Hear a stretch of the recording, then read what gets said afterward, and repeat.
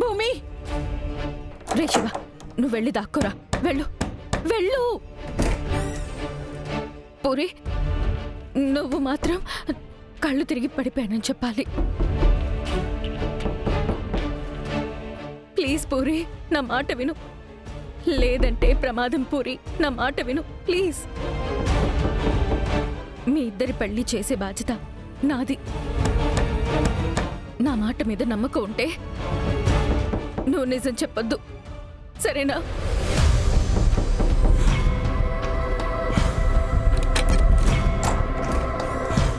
బావా. పురి పురి, ఏమైంది? ఏమైందమ్మా? ఏమైందో చెప్పు. పురి, ఏమైంది పురి? ఏం కాలేదన్నయ్య, కొంచెం కళ్ళు తిరిగి పడిపోయాను. అవును బావా, ఉదయం నుంచి ఏం తినలేదు, అందుకే ఇలా నీరసంతో కళ్ళు తిరిగి పడిపోయింది బావా. టైంకి తినాలి కదమ్మా, లేదంటే పెళ్లిలో ఓపిక ఎలా వస్తుంది చెప్పు? వెళ్ళేమైనా తీసుకురానా? నేనున్నాను కదా బావా, నేను చూసుకుంటాను. మీకింకా బోల్డ్ పనులున్నాయి, వెళ్ళండి.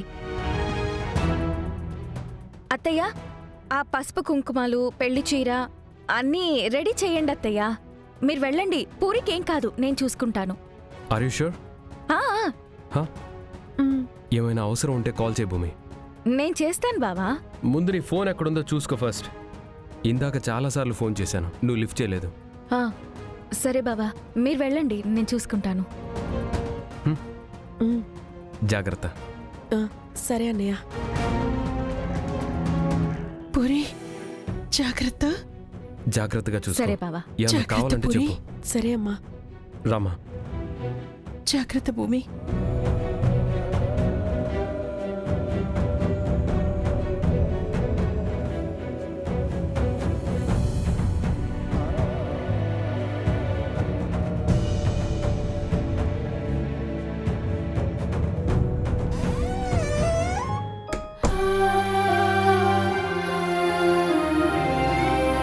శివ, రా.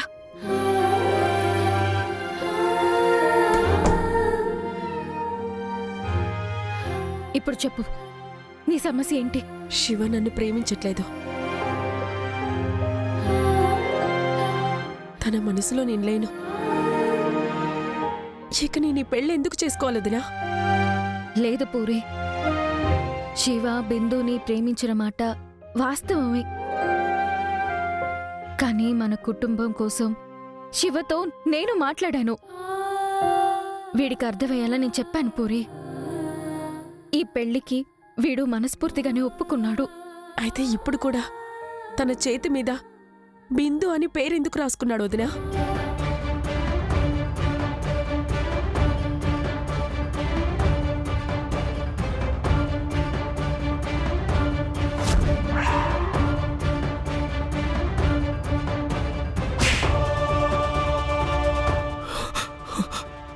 అది కాదక్క. నోర్మోయ్, నీ ప్రేమ కంటే ఈ ఇంటి పరువు మర్యాద ముఖ్యమని నీకు చిల్లకి చెప్పినట్టు చెప్పాను కదరా. అప్పుడు ఒప్పుకున్నావు కదరా. మళ్ళీ ఇదేంటి? ఎందుకు ఇలా రాసుకున్నావు? ఒరేయ్, ఒక ఆడపిల్ల పెళ్లి చేసుకుని నీ జీవితంలోకి వస్తుంది అంటే నీ గతాన్ని నువ్వు శాశ్వతంగా మర్చిపోవాల్సిందే. లేదు, తాళి ఇక్కడ కడతాను, ప్రేమంతా అక్కడే ఉంటుంది అంటే ఏ ఆడపిల్ల తట్టుకుంటుందిరా? నీకొక్కసారి చెప్తే అర్థం కాదా? చూడ్రా, పూరిని చూడు. నువ్వు దక్కవన్న అనుమానం వస్తేనే చావడానికి సిద్ధమైంది. తనకి తన ప్రాణం కంటే నీ ప్రేమే ముఖ్యం అనుకుందిరా. ప్లీజ్ రా, అర్థం చేసుకో. నీ మీద నేను పెట్టుకున్న నమ్మకాన్ని వమ్ము చేయకురా. ఈ అక్క కోసం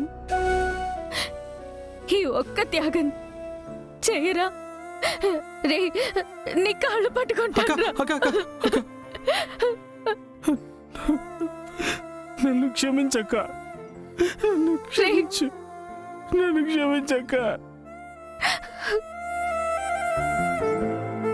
ఈ పెళ్లి చేయడానికి నువ్వు పడుతున్న కష్టాన్ని అర్థం చేసుకోలేకపోయాను.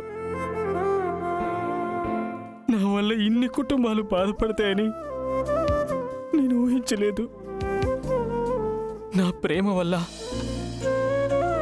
ఇంతమంది కళ్ళల్లో కన్నీళ్ళు వస్తే ఆ ప్రేమ నాకు అవసరం లేదు.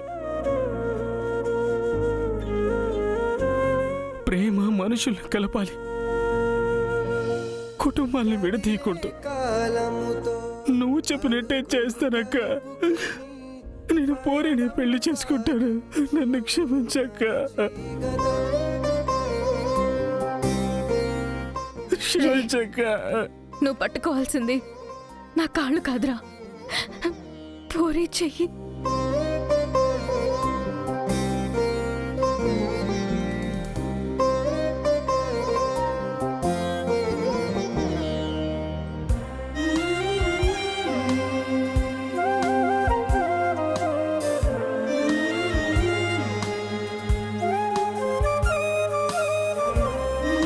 మీ ఇద్దరికి సగం పెళ్ళైపోయింది.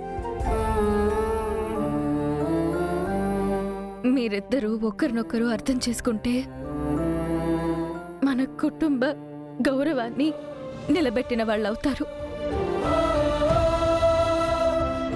అర్థమవుతుందా?